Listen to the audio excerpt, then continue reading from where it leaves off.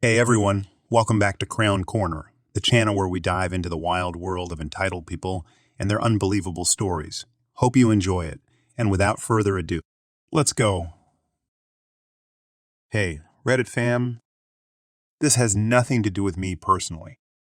A close friend of mine who we'll call Jake asked me to write his story here as he is pretty crap with words and doesn't know how to put his feelings down.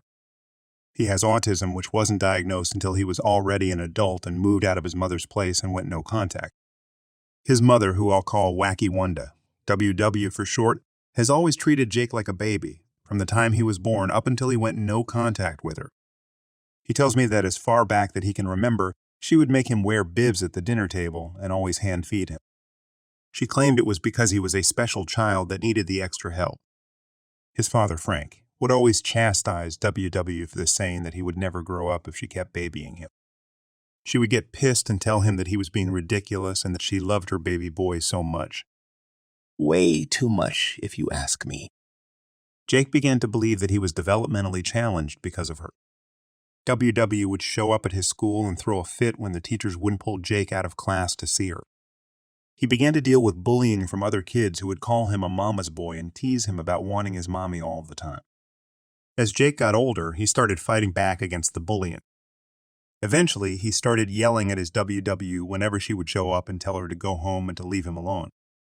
This never went over well, and he tells me she would sit alone in her room and pout, crying about how he had hurt her feeling. He would always apologize, and she would coo at him and pinch his cheeks and say that she couldn't stay mad at him because he was her baby boy and he was all she had in life. Completely forgetting she had a husband, by the way. So damn manipulative. Once Jake was a teenager, Jake started acting out and becoming more independent from WWW. I don't know if everyone knows this, but not all autistic people are built the same. Jake is a very good-looking guy. He is one of those too pretty to look at type of guys. He started rebelling by getting his dad to let him get tattoos. He started smoking cigarettes and pot and began hanging out with the goth morbid crowd in high school. He listened to heavy metal music and wearing a leather jacket, eyeliner, and black nail polish. His black hair was always cropped short, and he smoothed it back with guilt. And from the pictures I saw, woo-wee, even I said, if I had seen that walking by me, I would be turning my head to check him out. That gave him an ego boost. Not to mention, he is very good looking, even without the makeup. WW hated Jake's style and said it made him look like a clown, and that his beautiful skin was too precious to destroy with tattoos and makeup.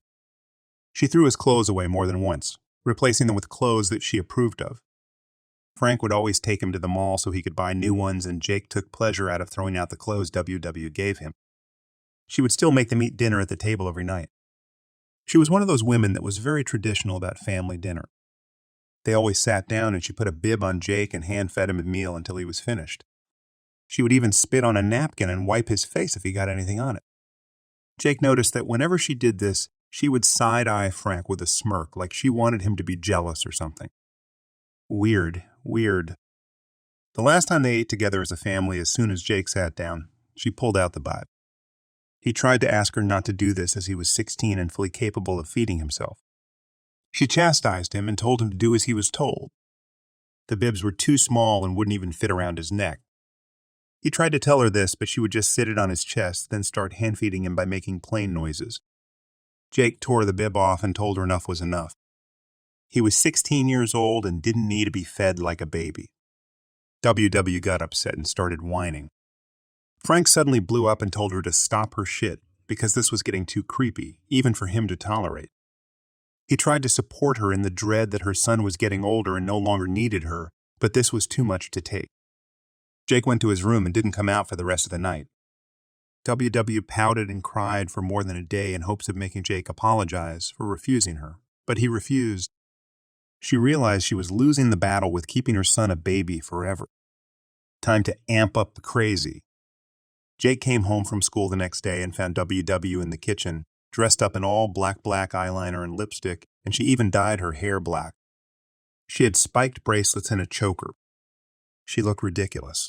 How I wish I could have seen a picture of this because it sounded hilarious. Jake was shocked and asked her just what the F she was doing. He noticed the shirt she was wearing was cut way too low and he could see way more cleavage than he was comfortable with. She bounded over to him and asked him if he liked it. He was too shocked to respond with what he wanted to say and said, "Sure." He tells me that she would push out her breasts toward him in an effort to make him look. For months after that, that was all WW would dress like. She would openly brag to her friends that Jake copied her style and she was so proud of him. She used to wear turtlenecks and mom jean with slip-on shoes. She was the farthest thing from goth punk you can imagine. One night, Jake was asleep. She climbed into bed with him and tried to cuddle with him. He woke up and felt someone touching him inappropriately. He turned around and saw WW. He freaked out and told her to get the F out of his room. She pouted and cried until Jake went to leave. He noticed his door was locked and he had to unlock it to get out. He had to lock himself in the bathroom and she sat outside the door, begging him to come sleep with her. Jake shouted at her that she was touching him inappropriately and that it wasn't okay, and it was weird she did this with the door locked. She screamed that that was how mommies show their love, until Frank came out of their room to yell at her for the way she was acting, and that it was creepy for a mother to want to cuddle her 16-year-old son with the door locked. She screamed that he didn't understand the bond she and Jake had and that he was jealous. Jake screamed that they had no bond. WW cried and Frank shouted at her to move away from the door, or he would do something he might regret later. He took Jake and they went to sleep at a motel for the night. Jake told his dad everything that happened. Frank finally had enough. He couldn't stand the weird and creepy behavior from WW anymore. He filed for divorce and got custody of Jake, and WW was given visitation rights. WW was mandated to attend parenting classes and therapy, and she actually went, under the threat of losing any and all rights to her son, of course, but she staunchly refused to believe she had ever done anything wrong. Jake dreaded visitation, but as he was still a minor, he had no choice in the matter. He would go and make sure to lock his door to prevent her from coming in. She did give him space when he was at her house, for a while. When Jake was 17, his dad paid for him to enroll in driver's ed and got him a car. This went over like a fart in church, because WW got pissed when Jake pulled up to her house in a brand spanking new car. She lost it and called up Frank to scream at him about how he was endangering her baby boy. He hung up on her. Things got worse once Jake started seeing a girl at school. She was a pretty blonde girl that dressed in similar fashion to Jake. When WW found out, she went insane. Jake was in his room sleeping and WW picked the lock. It was one of those push-in locks that a bobby pin can easily pick. What Jake told me next made my heart drop. She undressed herself and climbed into bed with him and began saying him. He woke up and freaked out. He ran away from the house and drove back to his dad's in tears, and they called the police. WW got arrested and imprisoned for 11 years. Jake became severely depressed and tried to unalive himself more than once. His dad put him into therapy and he got better over time, but he still struggles with everything his mother had done to him. Jake was formally diagnosed with autism, and he is on medication that keeps him functional. He's one of the bartenders at my club, and we're really close friends. He's best friends with my boyfriend, Kyle. Jake has a girlfriend who is one of the sweetest women I've ever met. Jake and I have a connection because we both have experienced from relatives, and we both are stronger for having gone through that. Sorry, this was so long, but he wanted his story shared with everyone. Edit. I missed this part, but after Jake ran away from WW's house, she went into hiding for nearly a week. She tried hiding out at her sister's place, but she kicked her out once word spread about what happened. She was found at the local church and arrested there. I'm 29 years old, about to turn 30, disabled female, and I look a lot younger than I am. My personality is what you might call young, which might have something to do with me appearing younger to others. I suffered a spinal cord injury and brain injury when I was 17. My spinal cord injury is obvious. I'm in a wheelchair. My brain injury, on the other hand, isn't quite as obvious. Most people can't tell that I'm brain damaged, as I talk and act relatively normally. But my personality is eccentric. I can act normal when I'm out shopping or going to doctor's appointments and things like that. But around friends or talking to strangers and meeting new people, I'm a bit of a goofball, which probably plays a part in me seeming younger than I am. But my physical features look much younger than I am, also. Up until I was 28, I'd been mistaken for 18, 19. This happened when I was 28. I have 8 tattoos, all of which have a meaning about my life. The lily on my chest is about the sister I had that died before I was born. The spider on my arm is about me overcoming my fear of spiders. My phoenix tattoo is about me going skydiving in 2016. I have a fairy on my shoulder, another flower on my chest, and a few other smaller tattoos on my arm. That's not to say that all tattoos should have a meaning. That's just me. When I'm wearing long sleeves and a high-neck shirt, you can't see any of my tattoos. In summer, however, they're out for the world to see.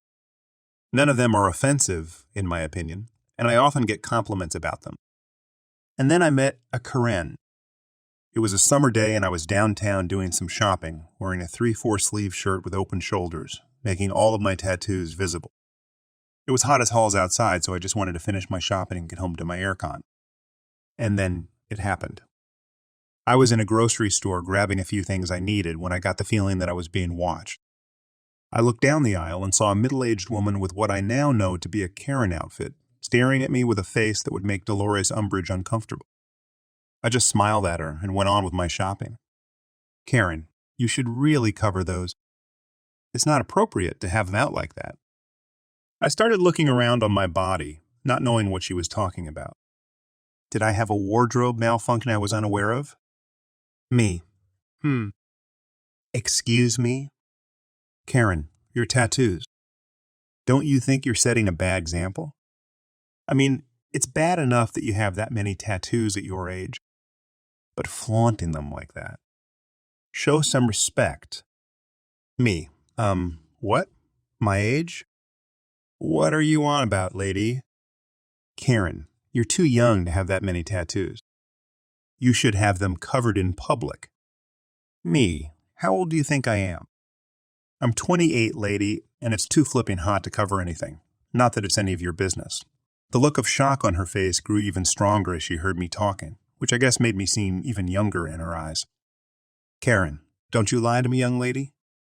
Show me some respect. Me, trying to avoid the confrontation. Whatever, lady. You have yourself a good day. Maybe pull that stick out of ya, clacka, while you're at it. Bye.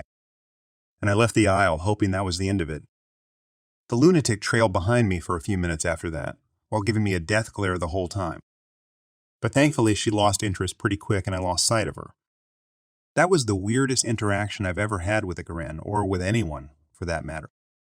I don't know if I should take that as a compliment that I look younger than I am, or be insulted that I act like a kid. Either way, I like the way I am and wouldn't change it for anyone.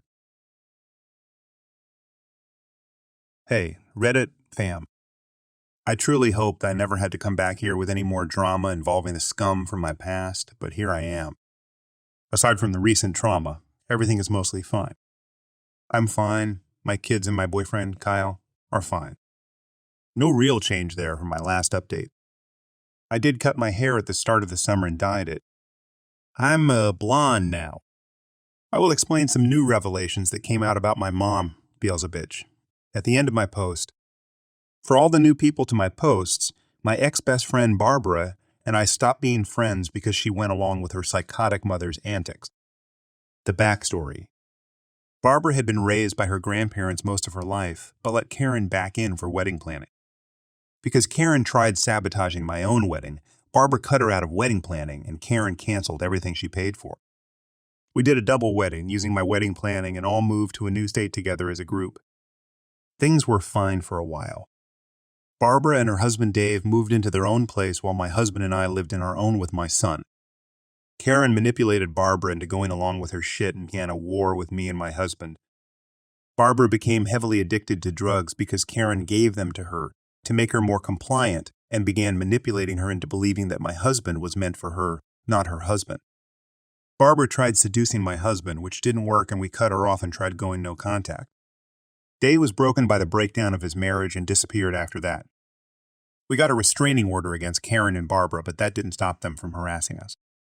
Because she wasn't getting her way, Karen had an absolute meltdown and destroyed my property and threatened to end my life. She was arrested and is still in jail as I write this. Barbara agreed to go to rehab after that, and I thought that was the end of it all. Husband and I divorced sometime after, but feel free to go read my earlier posts about that mess. Currently, I had secretly kept tabs on Barbara after she had gotten out of rehab. For a while, it seemed like she was doing better. She was dating the man who paid for her rehab, Jeff, and things were going well for her. Jeff called me whenever something significant happened with her just so I could stay updated about things. He thought the world of her, despite her stealing from him and running away over her addiction. He's a good, kind man that tries to see the best in everyone, but he's naive, and I swear his brain is made out of rock sometimes. But I do care about him and don't like seeing him get hurt. 2 weeks ago, I got a frantic call from Jeff.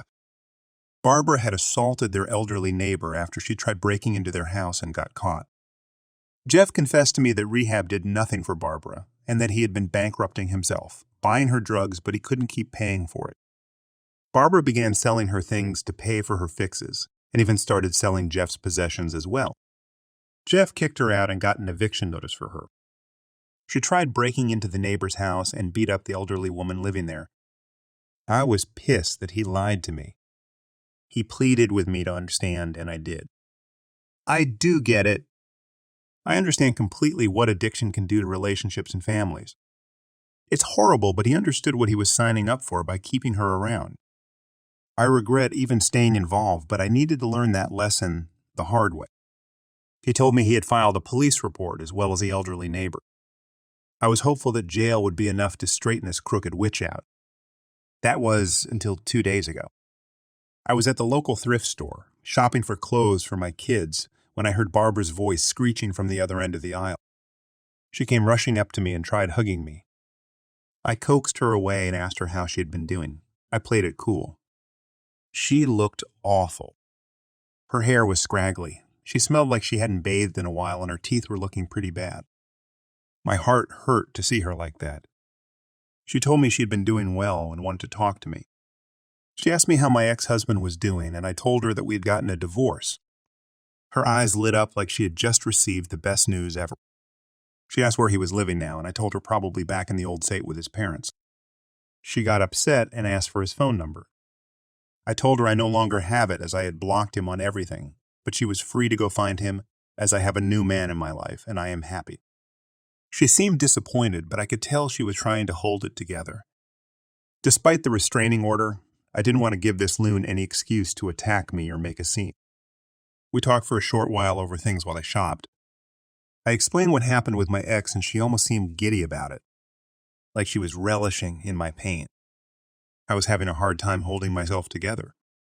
She then asked for money. Here we go. I almost wanted to just give it to her so she would go and leave me alone, but I knew where it would just end up. I told her no, and I needed to go.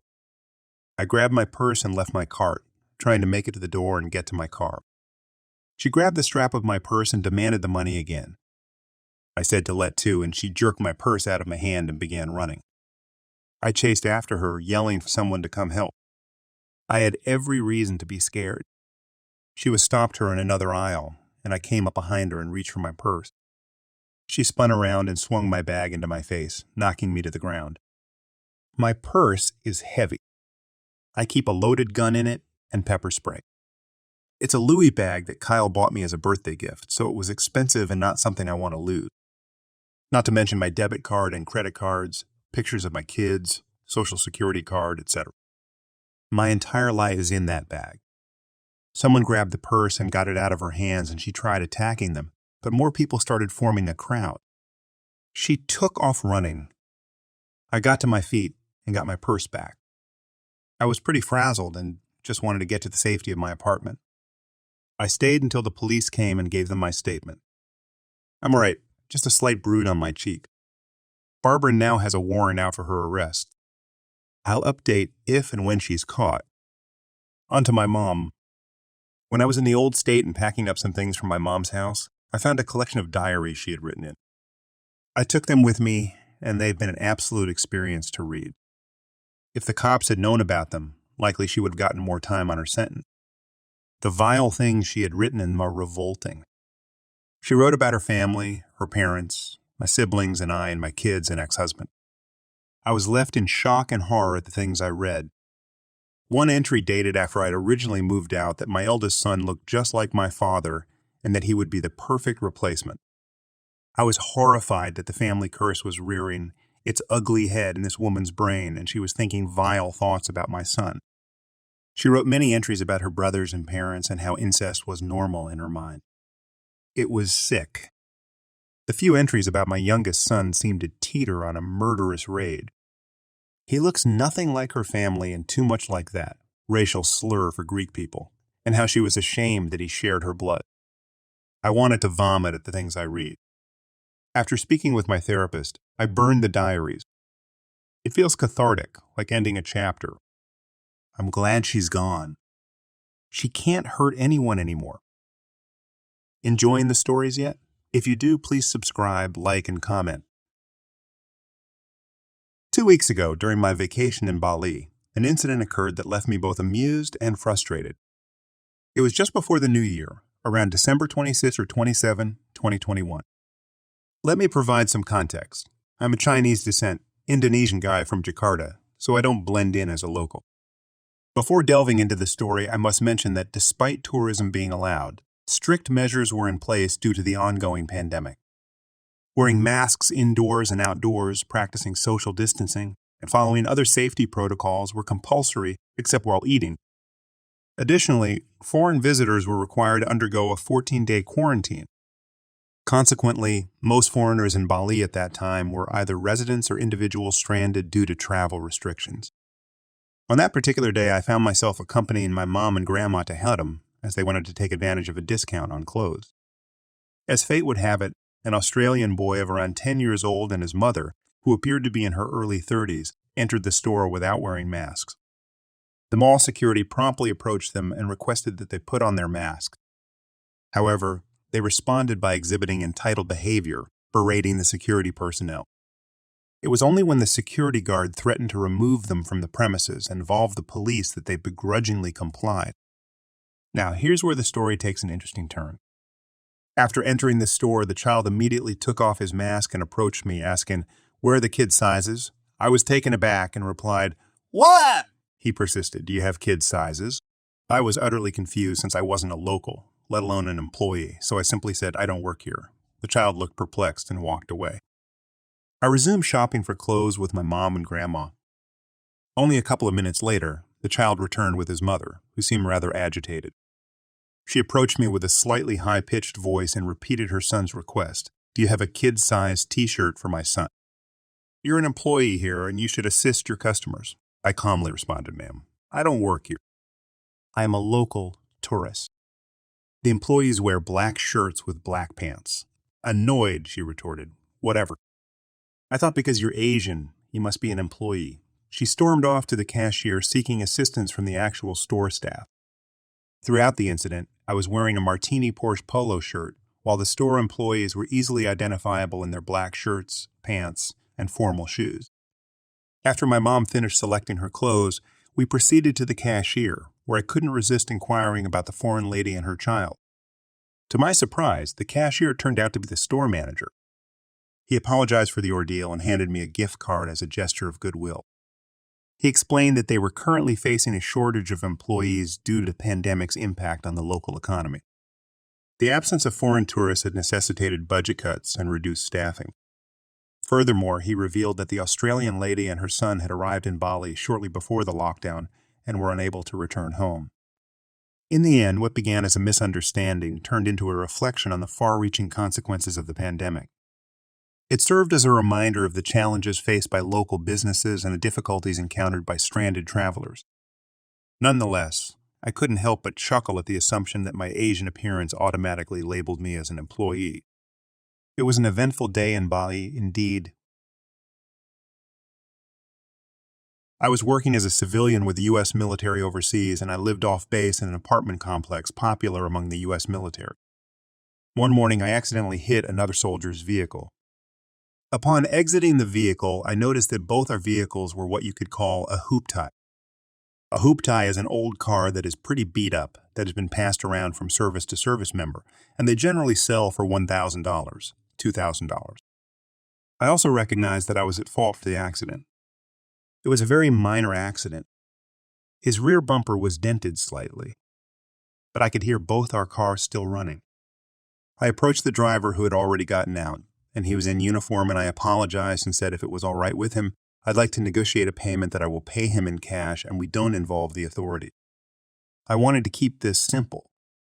I'll be honest, the accident was so minor I honestly expected him to say, "Nah, man, it's good," but even if he wanted some money, I'd have paid him. I've always been of the opinion that if you have a fender bender and can negotiate agreeable terms between both the parties, it's best to not involve insurance police. He told me he wanted to call the police. I said we could call the police or we could go on base together and I could give him $300. He said that wasn't enough. So I upped my offer to $500. He proceeded to punch me in the face. It was a sucker punch. He got into his car and took off and in the process nearly ran me over. Now I had a black box in my car which recorded everything. I went to the provost marshal office on base, the police station, and reported the accident and the assault and showed the MP the footage. They used his license plate to track him down. I was also asked if I wanted to involve the local authorities and press criminal charges off base. Honestly, I felt like the soldier would learn his lesson if I let UMCJ, the military court basically, handle this, and I said not at this time. I was told it was an option.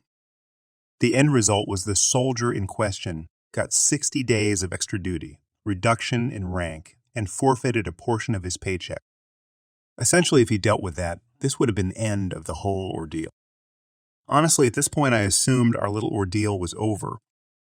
A few days after his punishment was decided on, which was not long after the incident itself, I was in the commissary, grocery store on base, shopping when the soldier who assaulted saw me and began to insult me. I told him he needed to calm down, that he should learn his lesson. He told me I was a jerk who didn't know how to take a punch. I reminded him that I held back on destroying his life. He told me he's already been punished, and I can't touch him again. He left me be. A store employee witnessed the entire encounter, and I got the employee's details and reported this interaction to his command. His commander told me he had been ordered to not interact with me and would take action. His commander also recommended that I involve the local authorities since the soldier obviously isn't learning his lesson. So I did. I contacted an attorney. The attorney was unsure if we could successfully sue the soldier and said he would need a cash payment to take the case. Honestly, I was mad, and I wanted to teach this guy a lesson. I agreed. It was not cheap, but I agreed. To keep this story short, we ended up in a court off base. We presented our evidence. The soldier in question had decided to represent himself. Several times in the court, he had outbursts. The judge ended up granting me a judgment of approx $50,000 USD. When the judgment was given, the soldier called the judge son of B. So the judge changed his judgment to $80,000, and the judge then asked me if I also wanted to press charges against this soldier in criminal court. Honestly, it was obvious this guy wasn't going to learn a lesson. I told the judge I wanted to pursue criminal charges in addition to the judgment. My lawyer later advised me that if I ever wanted to see the money, I should pursue an international hold. With my judgment, it's likely that a judge would grant me an international hold. An international hold is basically where this soldier would not be allowed to leave the country until I was paid my $80,000. Also, he told me that according to the agreement between the U.S. military and the host country, the U.S. military would honor the international hold. Basically, the U.S. military would not protect him or move him out of the country to avoid punishment. Honestly, by this point, I had paid my lawyer thousands of dollars, and I honestly didn't feel like paying thousands of dollars and getting nothing for it. So I said, yes, I want to go forward with the international hold. About a month later, the international hold was granted, and the U.S. military was informed of this. 2 months after that, the criminal case was over and the soldier was sentenced to 90 days in jail. By this point, the soldier had been moved onto the base into his barracks by his commander. I remember the day I was informed the MPs handed him over to the local authorities to begin his 90-day jail sentence. Did I mention he still owed me $80,000? I heard nothing for a year, and then one day I got a call from his commander. His commander wants me to make a statement in regards to the case. I go in and make the statement. During the statement, I found out the U.S. military was in the process of chaptering the soldier out of the U.S. military. The commander also informed me that he was close to coming up with the money to pay me so he could have the international hold lifted. He also asked me if my lawyer would be willing to make a statement. I contacted my lawyer, who also made a statement about the facts of the case. A few weeks later, his ex-wife contacted me. When this all started, I knew he was married. Guess his wife decided to divorce him. She informed me that her ex-husband had the money and needed the details on how to pay me. I provided her the details, and a few days later I got the payment and contacted his ex-wife to inform her I had been paid. She then asked me to send a receipt so he could have the international hold lifted and returned to the States. I asked her how he got the money. She said he maxed out his credit and also had family help out. Also during this conversation, I had found out the Army had chaptered him out of the military. I sent her the receipt, and that was the last I ever heard from his side. I took his $80,000 and bought myself a brand new car and used the rest of the money to put down on an investment property. In the picturesque landscapes of the Pacific Northwest, I found myself adopting a magnificent, purebred husky. We named him Toby, but his presence was so grand and his personality so larger than life that we soon began referring to him as Real Big Toby. Despite not being exceptionally large for a husky or Malamute, he exuded a captivating beauty that captivated everyone who crossed his path. Real Big Toby possessed one striking blue eye and one deep brown eye, a charming contrast that never failed to astound people. Moreover, he had an endearing habit of engaging in conversations about his day, truly earning his reputation as a talkative companion. Real Big Toby's spirited nature reached a point where it seemed futile to leash him. I would instruct him to stay put when I went into class, expecting to find him napping or charming the ladies by the time I emerged. Even the dean of the college recognized Toby on a first-name basis, impressed by his charismatic demeanor, to the extent that he began bringing his own dog to work after observing the charm of Real Big Toby. Residing in a mountain town, attending college, and being an avid mountain biker, I found Toby's companionship particularly ideal. He gladly accompanied us wherever we ventured, effortlessly traversing up to 30 miles in a day. With my mountain bike serving as my primary mode of transportation, Toby and I developed an incredible bond, deeply attuned to one another. Being a husky, his innate talent for running was unmistakable. He seemed born to embrace the thrill of the chase. Toby was an exceptionally well-behaved and attentive canine. He remained steadfastly by my side, responding to my commands with unwavering loyalty. At the local coffee shop, there was even a designated seat for him on the deck, requiring passers-by to resist giving him a scratch if they wished to enter. Toby's endearing presence made him a familiar figure in our tight-knit community, and it seemed like everyone in town knew him on a first-name basis. Occasionally, during our mountain bike excursions, Toby and I would get momentarily separated, or he would become enthralled by a detour on the downhill trail. However, in our close-knit town, those instances were rare, and he always found his way back to me by the end of the day. The local police recognized him from around town, and even the pound had his details on file, knowing that any calls concerning him should be directed to me. However, one fateful day, Toby went missing on his way down the hill. As the hours turned into days, my concern escalated. I began reaching out to the community, knowing all too well how quickly word spreads in a small town. After a week of agonizing uncertainty, a friend approached me with a lead. He claimed to have spotted Toby and managed to track down the person responsible, but alas, that individual never reached out to me.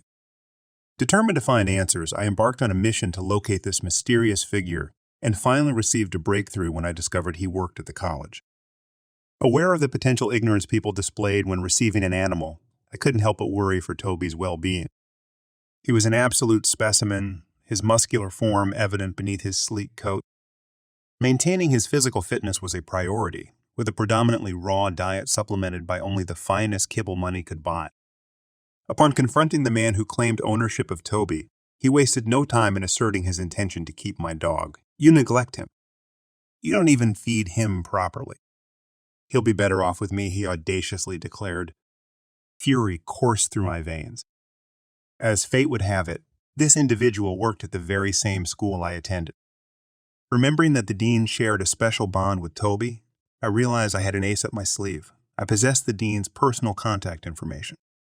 Without hesitation, I dialed the dean's number that Saturday morning, and my call resulted in Toby being returned to me later that day. To add insult to injury, the audacious man and Toby arrived with a 50-pound bag of the lowest quality, store-brand dog food imaginable. I got you this so you can feed him, he insolently declared.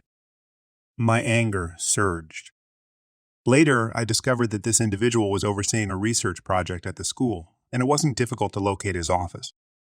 With a well-devised plan in mind, I stormed into his workspace, fully intent on returning his inferior dog food and giving him a public dressing, down in front of his colleagues. However, he was nowhere to be found. In that moment, I instinctively decided on the most fitting course of action. I upended the 50-pound bag of dog food on his desk, scattering its contents across his computer, stacks of papers, until it formed a monumental mound atop his keyboard.